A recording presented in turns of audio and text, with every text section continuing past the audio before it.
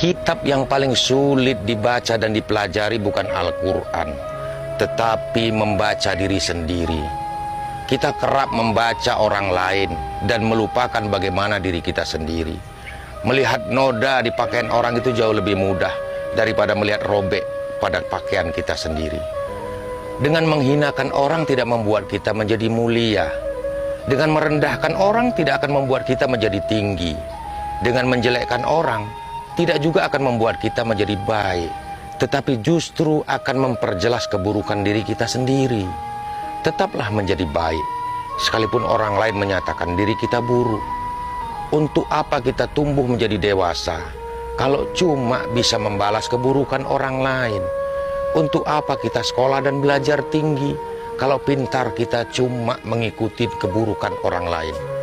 Menjadi baik atau menjadi buruk itu pilihan diri sendiri, Lul. Bukan ditentukan oleh orang lain.